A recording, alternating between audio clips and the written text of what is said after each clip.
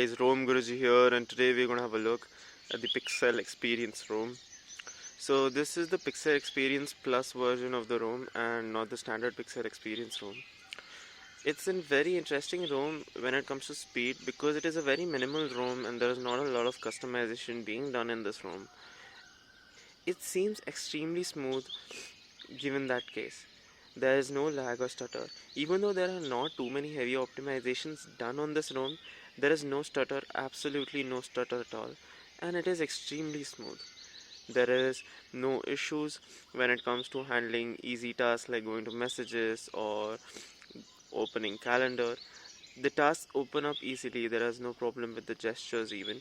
And even though there have been a lot of problems with Pixel Experience ROMs recently, this ROM is extremely smooth thanks to the developer. Every feature of the ROM works. It also has face unlocking, as you can see, so you can unlock using your face, and it supports that.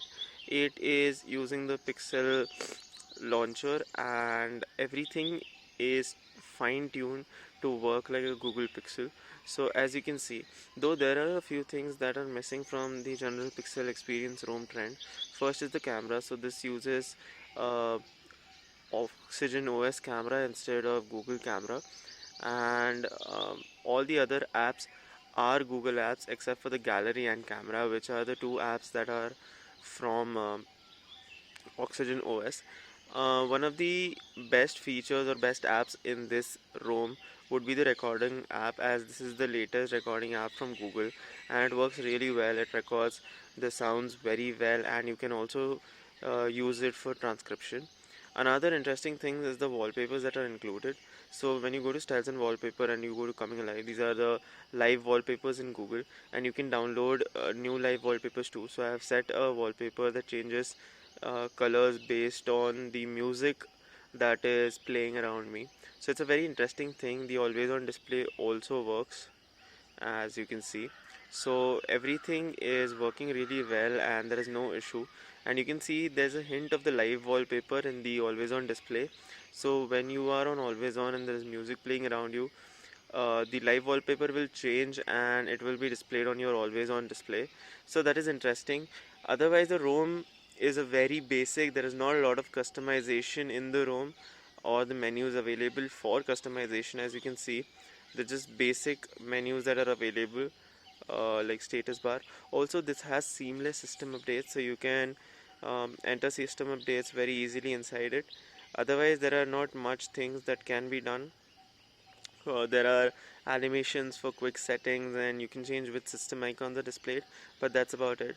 As you can see, you can check from update here, you can get to know who's the maintainer of the ROM, you can stay updated with the news.